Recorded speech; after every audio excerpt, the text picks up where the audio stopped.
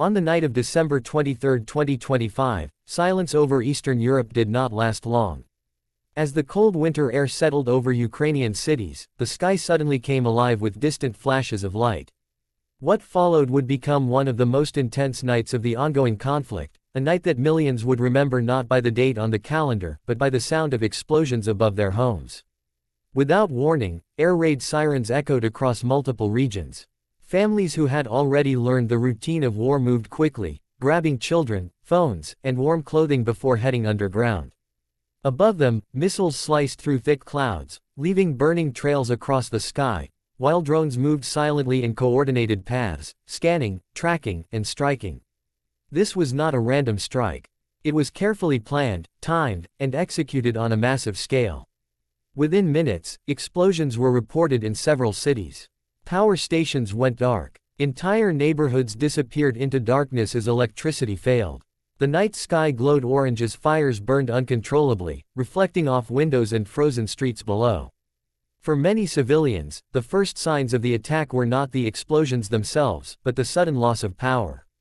Homes went dark. Heating systems shut down. Communication networks struggled to stay online. In the dead of winter, this created a new layer of fear, one that went beyond bombs and missiles. It was the fear of cold, isolation, and uncertainty. As the attack unfolded, it became clear that the targets extended far beyond military positions. Energy infrastructure, transmission lines, and key facilities were hit repeatedly. Analysts later described this approach as a strategic attempt to weaken daily life, to place pressure not only on the battlefield, but on ordinary people trying to survive another winter of war. Above the cities, air defense systems responded with urgency. Interceptors launched upward, lighting the sky with brief flashes as they attempted to stop incoming threats. Some missiles were destroyed mid-air. Some drones were neutralized, but the sheer number of incoming objects made it impossible to stop them all. Every successful interception was followed by another incoming alert. On the ground, emergency services raced against time. Firefighters moved through smoke-filled streets, unsure whether another strike might follow. Medical teams worked under unstable lighting, relying on backup generators. Hospitals prepared for casualties while hoping the worst would pass. As the hours continued, videos began to surface online. Shaky footage captured explosions in the distance. The sound of sirens blended with the rumble of collapsing structures. In some clips, the sky appeared brighter than the streets below, illuminated entirely by fire and smoke.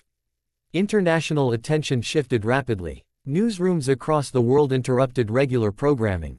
Headlines described the attack as one of the largest coordinated aerial assaults in recent months.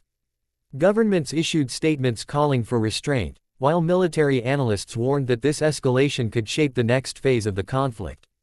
The timing of the attack raised serious questions.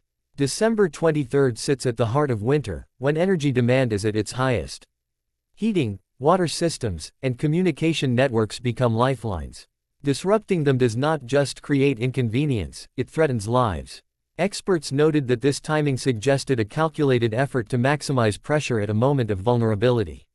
For people living through the attack, time moved differently.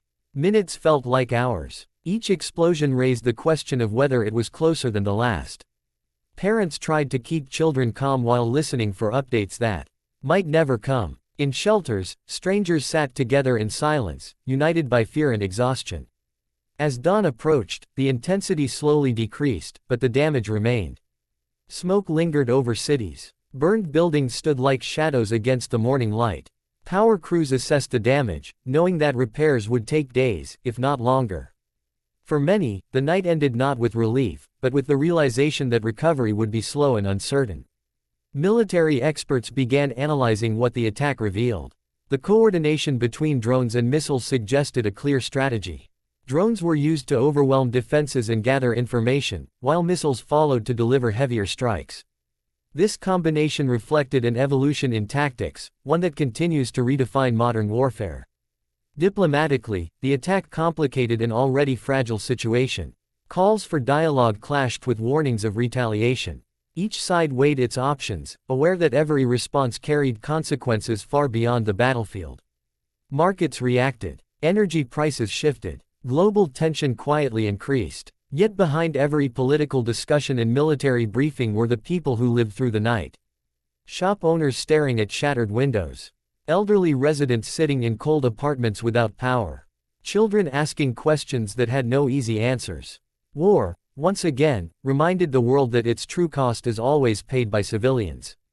As night fell again on December 23, the fear did not disappear. Sirens remained on standby. The sky, though quiet for the moment, felt heavy with uncertainty. No one knew if the next wave would come in hours or days.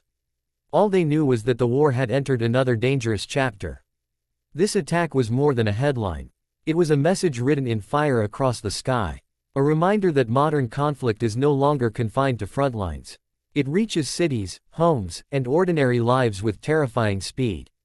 December 23, 2025, will be remembered as a night when darkness and fire shared the same sky. A night that showed how fragile stability can be, and how quickly the world can move closer to the edge. As history continues to unfold, the echoes of that night remain, carried in the memories of those who lived beneath the missiles, waiting for the sky to finally fall silent.